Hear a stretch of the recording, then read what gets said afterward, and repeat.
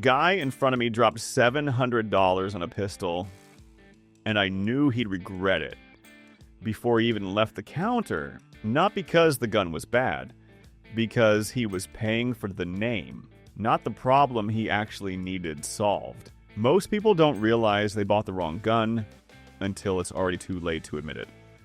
Not at the counter, not on the first range trip. It hits later, when that thing you paid good money for starts feeling off and you can't explain why. It runs, it shoots, but it doesn't justify what it costs you. That's the trap. Bad guns are easy to spot. The expensive mistakes aren't bad. They're just not worth the money. These are the 7 handguns that are actually worth the money in 2026. After the hype dies and you have to live with what you bought. Stay with me. By the first few picks, you'll know exactly where most buyers start overpaying. Don't buy anything yet.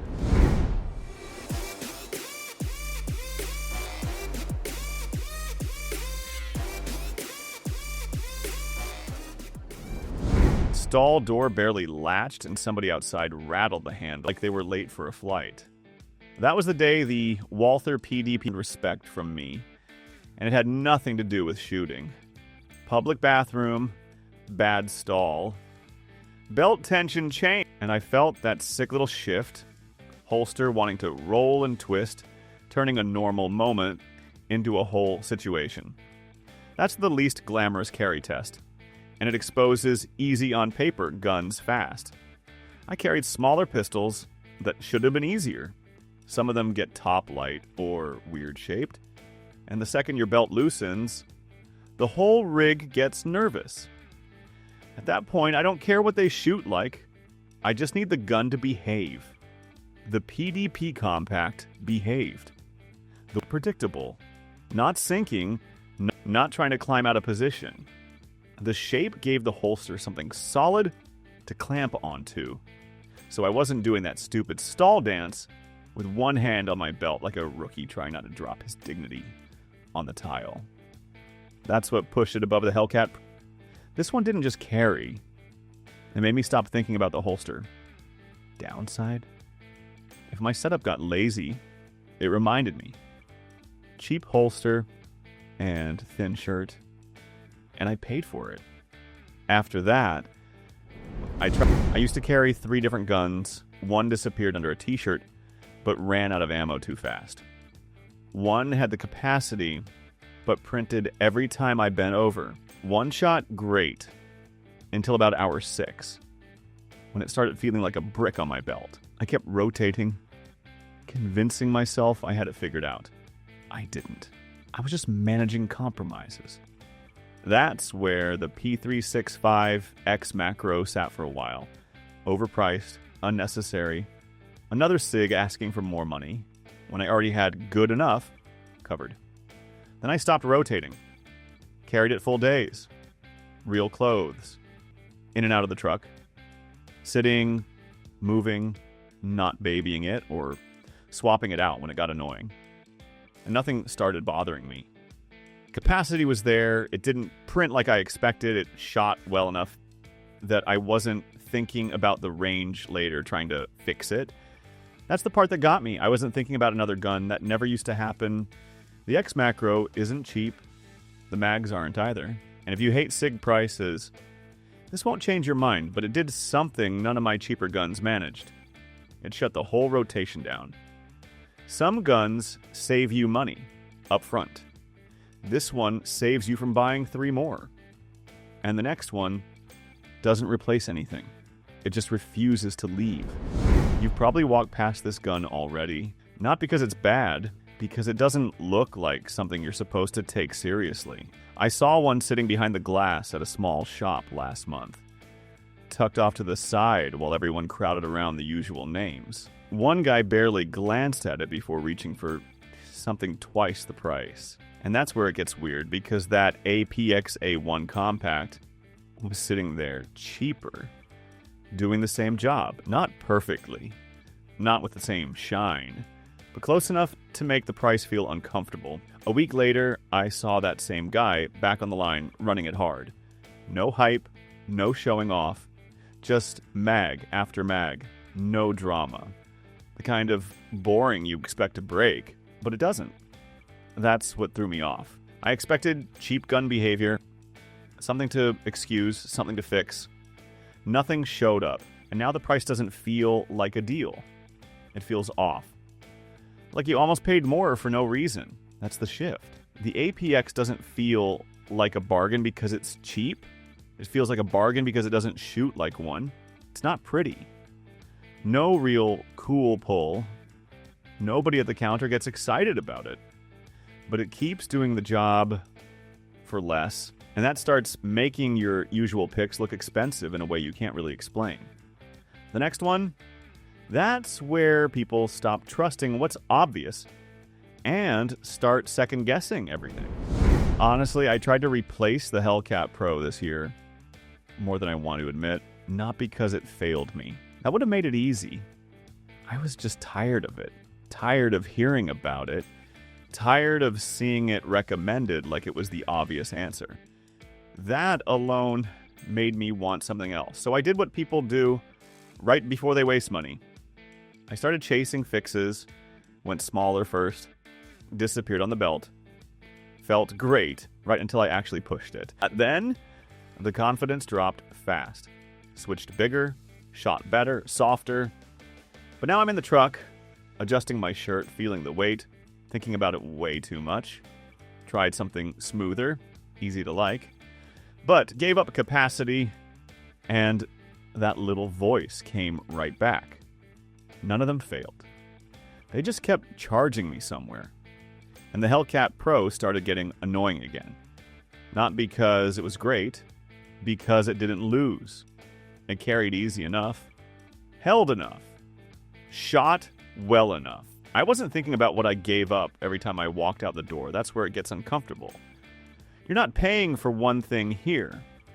You're paying to stop that trade-off in your head. It's still snappy, not soft. Grip can get mean when your hands are sweaty, but it carries like something smaller without making you wish you brought more. And I hated admitting it. The one I tried to replace was the one keeping me from buying again. I already had my answer before I touched the RXM. Want modular, optics ready, parts supported, pay Glock money. Everything else is just a clone trying to sound familiar. That was the rule. So when the Ruger RXM showed up, I barely looked at it. Then I watched a buddy set one up on a workbench like it was no big deal. No competition parts, no flex, just the quiet decisions people usually make after they've already locked themselves into Glock pricing. Different grip module for a better fit, simple optic, holster that actually worked, nothing fancy. The kind of practical ownership setup that normally costs extra once you're already committed. I stood there longer than I meant to. The gun wasn't trying to beat Glock at being Glock. It was sitting there fully usable, already shaped around real needs, without the same premium attached to the name. And for the first time, the old price structure felt less automatic, like I had been paying extra for permission instead of capability. That's the part that stuck. It still has to prove itself long term. I'm not calling it a forever gun yet.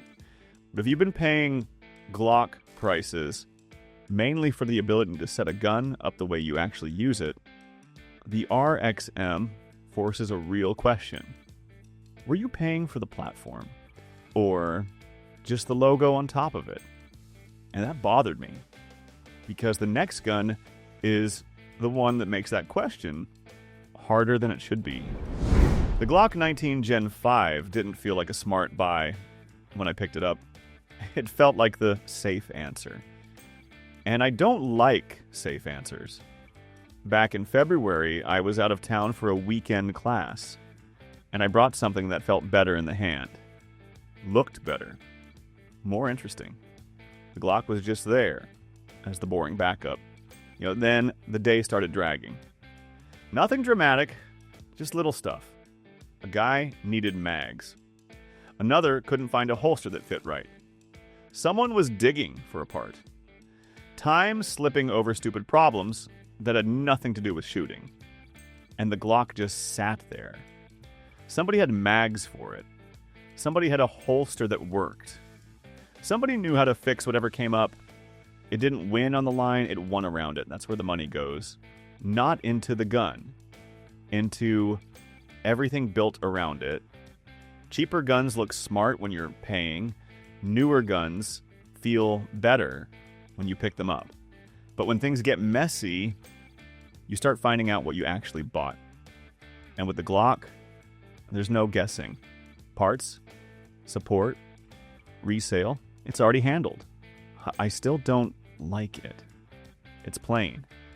The trigger's nothing special, doesn't feel modern.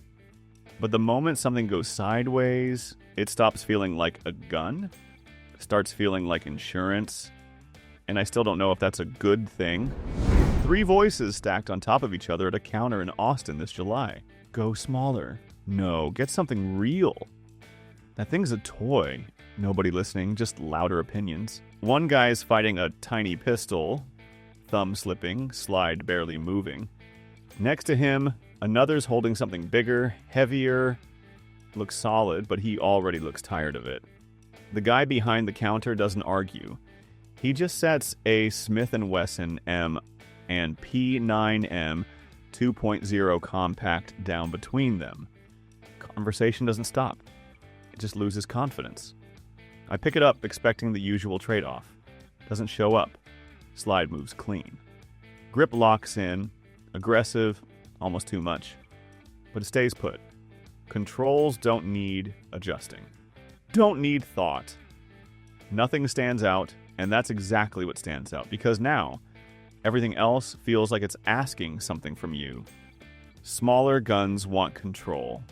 Bigger guns want commitment. Better guns want you to like them. This one doesn't ask. It just runs the way your hands already work. That's where the money lands.